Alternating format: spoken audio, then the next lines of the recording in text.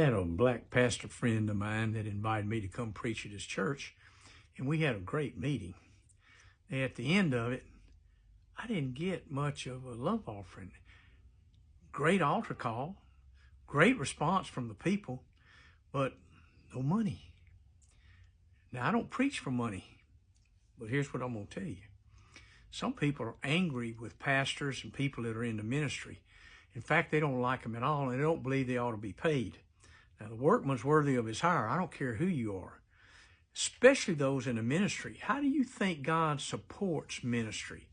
He uses your money. Your money. Now, you get angry about that, and you angry with that pastor, or that evangelist, or that prophet, and you slight them, you slighted Christ. You slight Christ, you slight God. The priests of the Old Testament, even under the law, were served from the offerings at the table.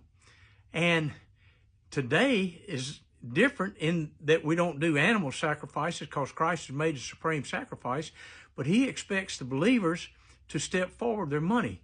Listen to me when I tell you this. Elders that rule well and study the Word of God are worthy of double honor. Do you know what that means? It means double payment. It doesn't mean half payment. So this black pastor, I said, let me come to your church and talk to your elders there and talk about how you need to be paid, because it was big enough they could have paid him a real nice salary, but they didn't. In fact, they almost starved him to death, and he had a wife and kids. So I went and talked to him. Oh, man, they were furious. Guess what? They fired him because they weren't going to give him another dime. Here's what I will tell you. Within just 2 or 3 months, that church went down under. It folded. It didn't have anything else. Why? Because they didn't honor the man of God. They did not give him any honor, much less double honor. So if you want to see your finances dry up, you just cut off the man of God, and that means you cut off God himself. I'm just telling you. I've been in this way too long. I already know this. You may not know that, but do not put your mouth on the man of God. David didn't even speak against Saul because he was God's anointed.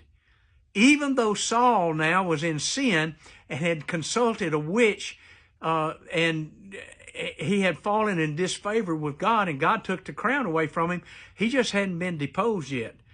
So I'm just telling you, Saul lost his life because of that. You don't want to get in trouble with God. So remember, respect the men and women of God. I don't care what your beliefs are about that and whether you think they should be paid or not. Let me tell you something. It is on you to think like that and to do like that and to act like that. And do not expect any favors from God once you disrespect his honorable servants. All right, I love you guys. Trying to help here, but some people just aren't getting the message, and some people are going to get mad about what I just said. But I'm going to tell you something. It's your fault, and you're the one that's going to be in trouble, not me. Done been there and done all that. Been doing this for 50 years, and I've never had to ask for a dime. Guess what? I don't think people are real interested in trying to support my ministry, even though I've never asked for anything. Shouldn't have to ask. That's the thing. And some people give an offering that a 5-year-old would give. I'm going, okay, that's pretty much disrespect too. All right, I'm trying to help here. All right, guys, I love y'all. Do right in the eyes of God and honor the man and woman of God in your church and wherever you are, and the ones that give you the word, okay? God bless you and go in peace. Love you. Bye.